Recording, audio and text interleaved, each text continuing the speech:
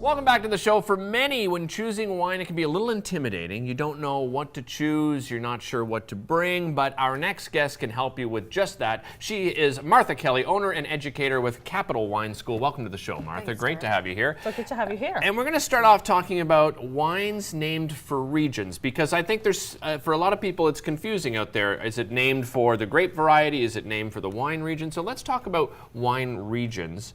I think we have some photos we can bring up as well. But first of all, are there a lot out there named for the wine region itself? There are a lot, and they're from the old world. Okay. So France, Spain, and Italy in particular. The names were historically named after the grapes. Weren't included in the label. Okay. So they just named the wines for the regions. Okay. And you're supposed to know which grapes were grown there. Oh, so the ice could, yeah, that makes you a connoisseur, of course, right? If you know that. Well, let's bring up our first photo here, talking about different regions. As you said, there's a number of regions around the world. What are we looking at here? Bordeaux. So both red Bordeaux is produced and white Bordeaux. Okay. And red Bordeaux is always a blend.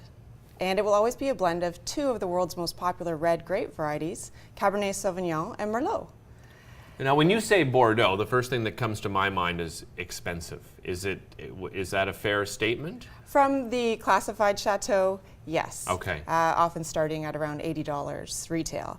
But there are Bordeaux, generic Bordeaux, the grapes can come from anywhere in the larger Bordeaux region. Okay. And those are the wines you find in the under $20 price point, where most of us are comfortable shopping. Okay, so there's a little bit of something for everybody depending on the region that you kind of almost shop your wine from, correct? Yes. Okay. All right, let's go to it with our next photo here. We'll have a look. So we're looking at Burgundy there. And all red Burgundy is Pinot Noir. If it just says Bourgogne Rouge on the label, it is 100% Pinot Noir. And all white Burgundy is Chardonnay, including Chablis. So if you love Chardonnay, white Burgundy, that's a great place to start. All right, let's go to the next photo. So Chateauneuf-du-Pape is another region of France, named actually when Pope Clement V moved there. And the grape varieties there are also three popular grape varieties. The top three in that blend are Syrah, or Shiraz, Grenache, and Mourvèdre. And they're three popular grape varieties that we see blended, especially also in Australia. But Chateauneuf-du-Pape includes Shiraz, and we all know so many friends who do like that grape variety. Yeah, absolutely. I think we have another photo we can bring up here to have a look. What are we looking at here? Sancerre, another region of France in the northern Loire Valley, and it's all 100% Sauvignon Blanc. So if you like Sauvignon Blanc, Sancerre is what it will read on the label. And this is what you teach people. This is what I teach. Right? We study the grape varieties of the world, the regions of the world, as well as viticulture, vinification, and the global business of wine as well. I think this is very interesting because I said earlier in host chat, I am not a wine drinker, ever. And I think what scares me the most is I don't know what I'm drinking. You know, like friends will bring a bottle over, that sort of idea. So what else is covered kind of in your classes? Look, I'm a beginner. What do I need to know when I'm coming into a class, and what do you cover? We talk about grape varieties and what, for example, Chardonnay would taste like wherever it's grown in the world. So if it's in a cool climate like Burgundy or Ontario, it can taste a little different because the fruit ripens differently than a warmer climate like parts of California and Australia. And so we talk about how the grape changes. And when you understand the winemaking process, you can understand how if the wine is oaked, that also changes the flavors in the wine. Right. So it'll add some vanilla characteristics over top of those fruits. And then we learn how wines develop and age, if they're meant for aging or to be drunk young, or how long you can cellar them until they're past their best, and how they'll change as they age. You also mentioned that if you want to start drinking wine, maybe sparkling wine is a good start, right? Sparkling wine cocktails, apparently for me. And there's I think when it comes to region, we think champagne, sparkling wine. Are they one and the same, champagne and sparkling wine? Champagne and traditional method sparkling wine are made the same way. Okay. So Champagne is another named region. Okay. Right. The three grape varieties used there, two you know very well, Pinot Noir and Chardonnay. Okay. So if you want to buy other French sparkling wine, it's always called crémant. Okay. And it'll be Crémant of a region. So Crémant de Bourgogne, Crémant d'Alsace. So if it's Crémant de Bourgogne, we already talked about the grapes in Burgundy are Pinot Noir and Chardonnay. So if you're buying sparkling wine from elsewhere in France, it's going to be named Crémant and often made similar style, same grape varieties as Champagne, but literally at a fraction of the price. Right. Yeah. Another one is that I see a lot is Prosecco. Yes. Is that named for It is a named region? for a region. Okay. The grape is called Glera, and it's in northern Italy. It's a sparkling wine. It's not made in the same method as Champagne. Champagne is aged on its dead yeast cells, which gives it its biscuity right. complexity.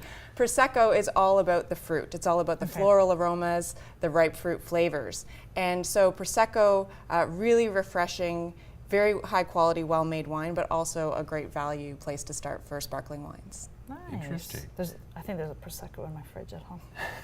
There's your start. There's your Starting start. point right there. There we go. Another is Sect. Am I saying this right? Yes. Okay. That's German sparkling wine. Okay. And it is also made in the traditional method like Champagne. Okay. And it will usually be, could be Riesling and other grapes sourced throughout Europe. And if it's called Deutsche Sekt, German Sekt, then the grapes come from Germany only. And very great value. It's always on the Vintages Essentials and Generalist at the LCBO. Really refreshing, well-made sparkling wine. Very nice. And the last is Cava. Cava. So that's Spanish sparkling wine, also named for the regions. Okay. And the term comes from the caves, the cellars where the They're, wines are stored. Okay. Sparkling wine, Chardonnay is now one of the grapes that's coming into popularity in Spain. There were 3 other native grape varieties, but they're using Chardonnay more and more. The same method as making Champagne, but your Spanish wine, your Spanish version of it, also great value. So you don't have to start at the $65 plus Yeah. for Champagne. If you want to celebrate, start your party with sparkling wine. If you look for Cava, Prosecco, Crémant, or Sect, they're always great options. So really wonderful options for your guests and for entertaining with. Yeah. This is awesome.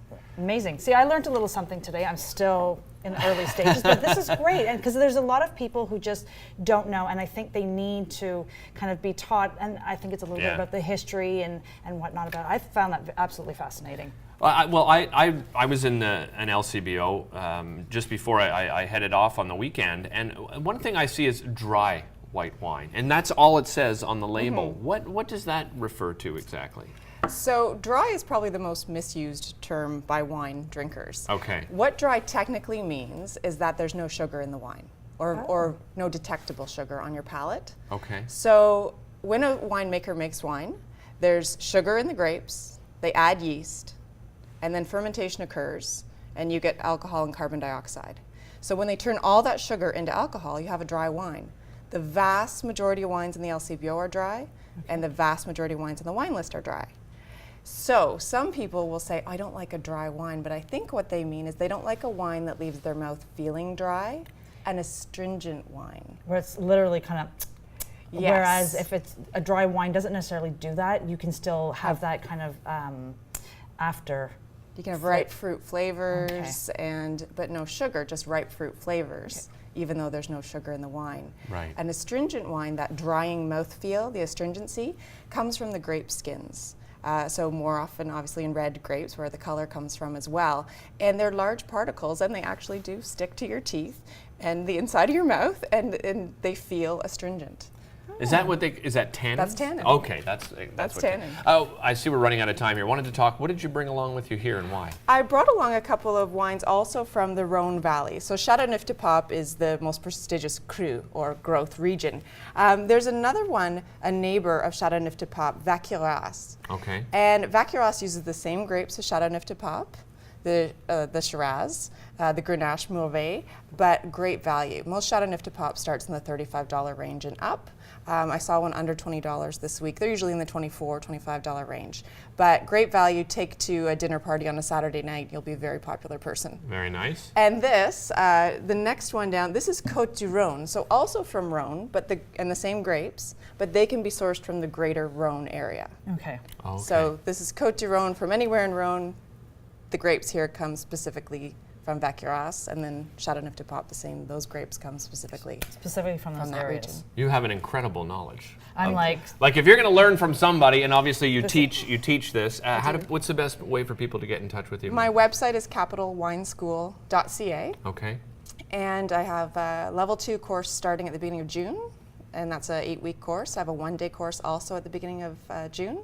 And the level 3 course, which is a 13-week course, very in-depth, starts in September. Fantastic. Thanks so much for joining us Thank today. you. This is great. I think Thank you might you have so much. turned Melody on to trying some wine finally. I think I might just be trying some. Listen, don't go away. We're back with Jeremy Fisher. No, not Jeremy. We're back with Renee Rodriguez. First, one of the finalists for Top Chef Canada, which has its finale tonight. We'll be back with him right after this. That was great, Martha.